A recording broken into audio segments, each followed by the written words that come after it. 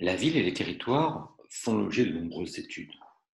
L'une d'entre elles, ce qu'on appelle le métabolisme urbain, désigne l'ensemble des processus par lesquels les villes transforment, produisent, consomment des ressources naturelles. Il s'agit finalement de comptabiliser des flux entrants et sortants, tels que ceux de la ville de Bruxelles. On va comptabiliser des marchandises, des individus, de l'énergie, voire un ensemble de populations. Le grand défi du métabolisme urbain a été de repenser ces chaînes causales d'une vision très linéaire à une vision très circulaire. La vision linéaire, on la connaît bien, ce sont l'ensemble des déchets qui s'accumulent dans une ville, mais également d'une consommation trop importante de ressources naturelles, voire de phénomènes de pollution qui en sont la conséquence. Repenser ce métabolisme à l'échelle de l'économie circulaire a été une réflexion sur la réutilisation des déchets, le recyclage des déchets. Cette approche est intéressante, mais elle pose un certain nombre de limites. Première limite, ça reste une photo instantanée, une sorte de comptabilité de l'environnement dans lequel on aurait les effets positifs et négatifs d'un côté. Dans le même temps, elle ne parle que de flux entrants et sortants. Autrement dit, elle ne tient pas compte des stocks qui s'accumulent au sein de cette ville, en périphérie ou en son centre. C'est également un outil qui fait preuve d'anti-prospective. Autrement dit, on n'est pas capable de projeter un scénario pour une ville et donc d'informer un décideur public, une collectivité locale, de ce qu'elle pourrait faire aujourd'hui et des conséquences pour demain. Finalement, ça ne répond pas à plusieurs questions. Quel pourrait être le développement durable d'une ville aujourd'hui dans sa gestion quotidienne? Est-ce qu'il est possible de connaître une croissance harmonieuse et au contraire une croissance chaotique? Comment éviter cette croissance chaotique? Comment, dans le système ville, on puisse avoir cette harmonie de développement et ne pas créer des zones défavorisées, des zones de périphérie urbaine? Enfin, finalement, comment permettre de mettre en place des programmes, des actions au sein des collectivités qui vont gommer ces effets pervers? La dynamique urbaine répond en partie à ces problèmes. C'est une méthode qui intègre la conception d'un modèle dynamique et qui permet de réaliser des scénarios. On voit bien l'idée derrière cette approche, c'est une boîte à outils qui va permettre de comprendre les tendances actuelles de la ville, mais également de prospecter des scénarios futurs. Quel serait l'avenir de ces villes dans les 10, 20, 30 ou 40 ans qui viennent?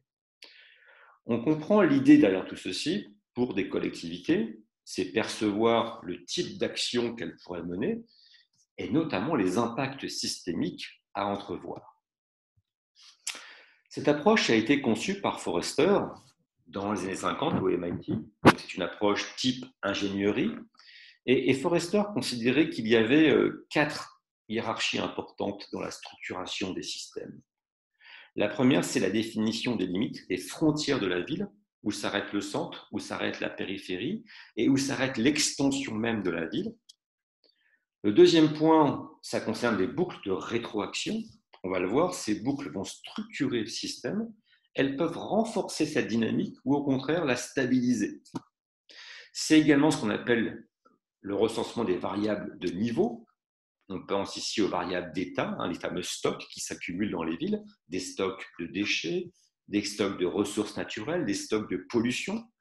Et enfin, ce qu'on appelle les variables de débit, les flux, c'est elles qui permettent de comprendre la dynamique de l'activité au sein du système. Derrière l'approche dynamique des systèmes, on entrevoit ici 2 points importants. Le premier, c'est de rappeler que quand on cherche à identifier un problème, on cherche à l'identifier dans le système lui-même. Ce qui signifie que ce système va donner lieu à l'apparition de modèles de comportement qui ont leur propre dynamique. On estime qu'il y a 6 modèles. Une croissance exponentielle, type population. Si on prend une agglomération de 100 000 habitants avec un taux de croissance de 2%, on s'aperçoit rapidement qu'au bout de 10 ans, c'est 20 000 habitants en plus, et au bout de 20 ans, c'est 40 000 habitants en plus. On comprend les conséquences aujourd'hui sur la gestion alimentaire, la gestion énergétique, sur la mobilité, par exemple. Mais cette approche suggère un deuxième élément important. C'est de comprendre le système par ses boucles de rétroaction. Une causalité ne va pas dans un sens unique. Au contraire, elle génère plusieurs causalités et plusieurs causalités interdépendantes. C'est ce qui définit ce que nous appelons le modèle qualitatif, la structure qualitative d'un modèle. Ça s'apparente à un modèle mental. C'est faire preuve de logique. Comment s'articule l'ensemble des causalités et où sont les boucles dans ces causalités. On distingue généralement deux boucles. Une boucle de renforcement qui permet de comprendre que si on bouge une variable, ça bougera également une autre variable dans le sens positif. Ça renvoie aux croissances exponentielles de ma population, par exemple. Mais ça peut aussi générer un effet chaotique, voire un effondrement. Imaginons un choc nucléaire dans une ville ou près d'une ville, et bien sûr une migration de la population avec bien sûr un zéro population au centre même de la ville.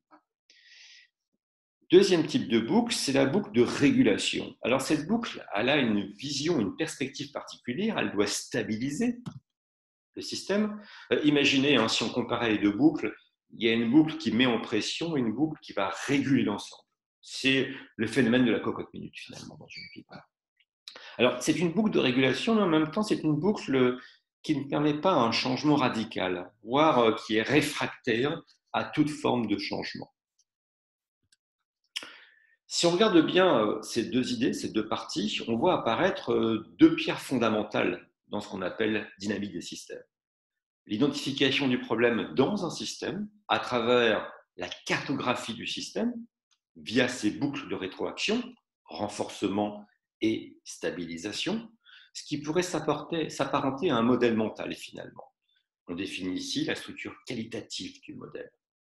Ensuite, le diagramme stock-flux permet de définir un modèle quantitatif. On va chercher les données pour s'assurer que nos causalités ont vraiment du sens. Le modèle ne devient véritablement dynamique des systèmes que lorsqu'il passe par la simulation informatique, via des logiciels comme Vensim, Stella, PowerSim.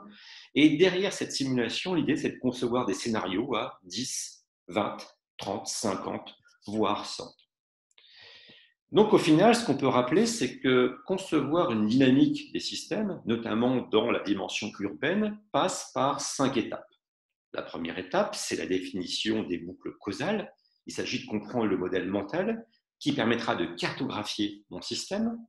Ensuite, la carte des stocks et des flux qui permet de comprendre la structure du système et de voir où les choses s'accumulent, où les flux se déplacent. Troisième point, définir les limites de mon système. Où est la ville? Où s'arrête-t-elle?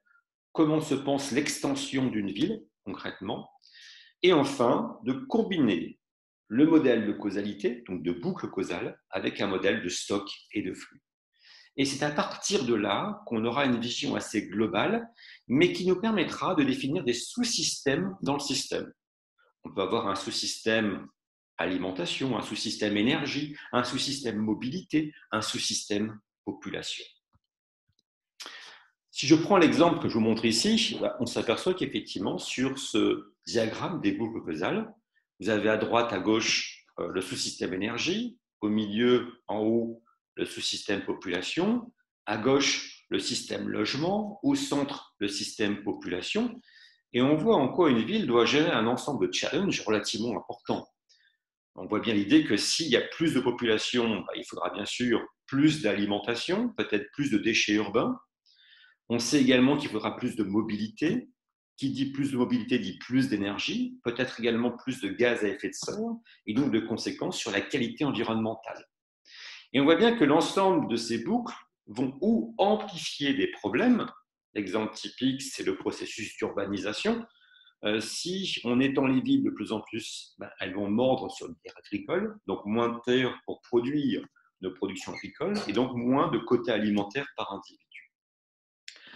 Normalement, dans une boucle causale, on doit trouver toujours des boucles de renforcement et des boucles de stabilité. On imagine très mal un modèle avec uniquement des boucles de renforcement, sauf si ce modèle avait une croissance exponentielle au niveau de tous ces sous-systèmes.